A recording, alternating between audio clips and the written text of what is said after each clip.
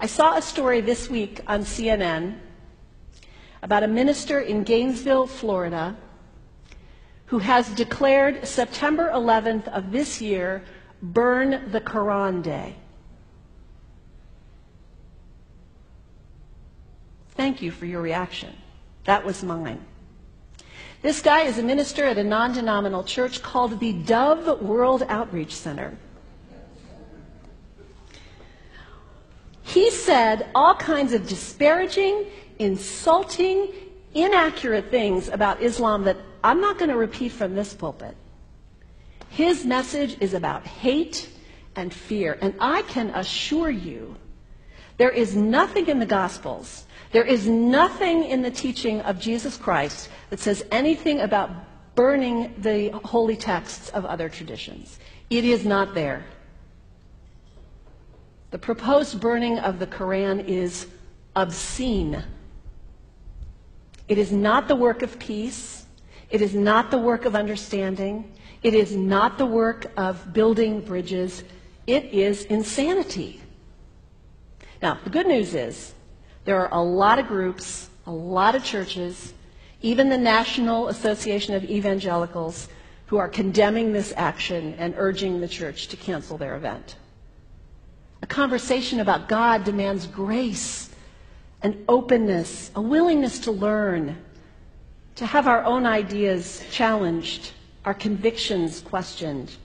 These are the hallmarks of humility. When I was in seminary, I read from someone whose name is lost to me now, when you speak of God, your voice should shake a little. You know, Jesus had no time for religious know-it-alls. He saved some of his harshest criticism for church leaders, for the Pharisees, the religious leaders who were so certain about who was out and who was in, who was holy and unholy, clean and unclean. Jesus was forever taking all this religious certainty and turning it on its head. And we can only imagine what Jesus would have said about Pastor Terry Jones and his Burn the Quran campaign.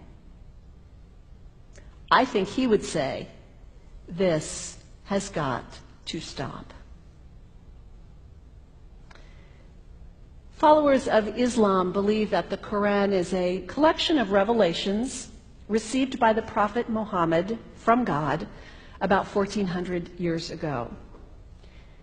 They believe that Muhammad was the last of a series of prophets and teachers and messengers that included Adam, Moses, Jesus, Abraham, all names revered by us as well. The word Islam means peaceful surrender to the will of God.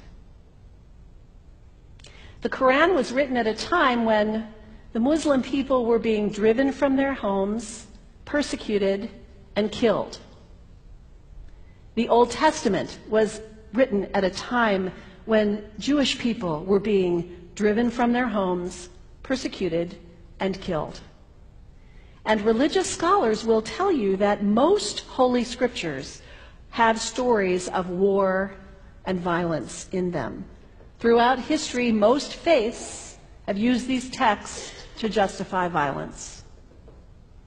And if there's anyone in this room at this moment who's thinking that I've got it wrong, after church today, pull out your Bible and look up Psalm 137.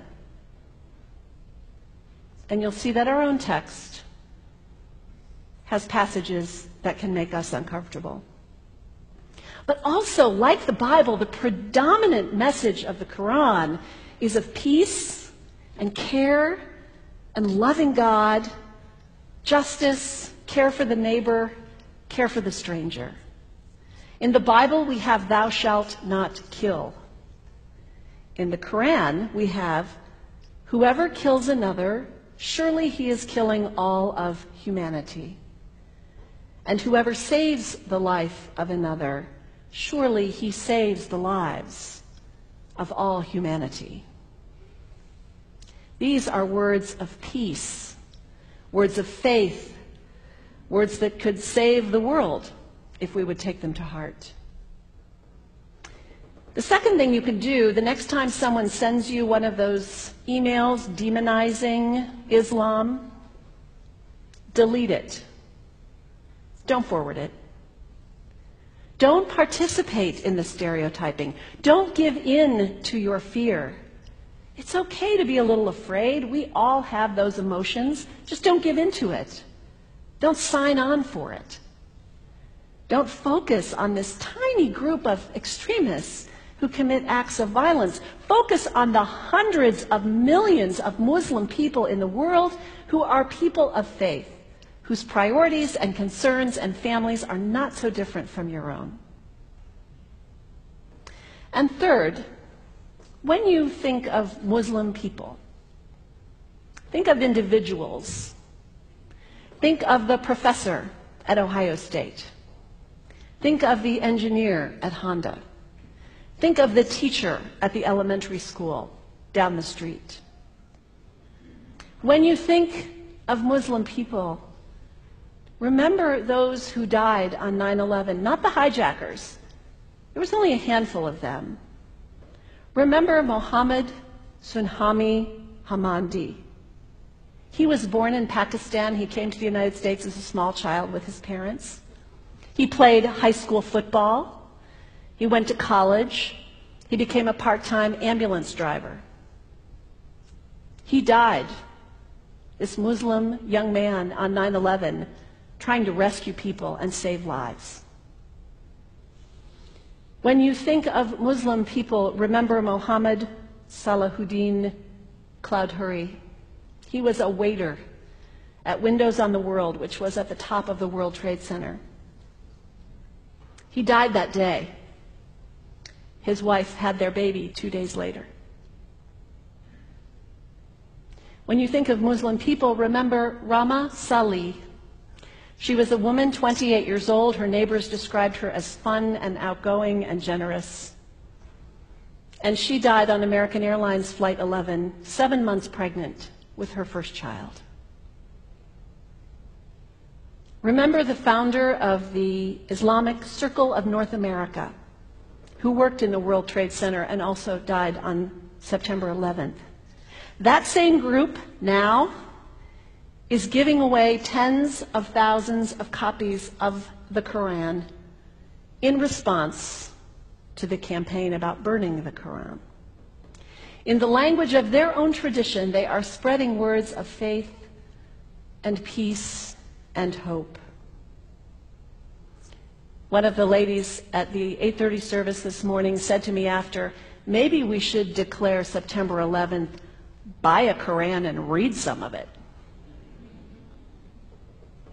It is for us to share our message of love and hope and peace, but let us do it with grace and respect and above all, humility.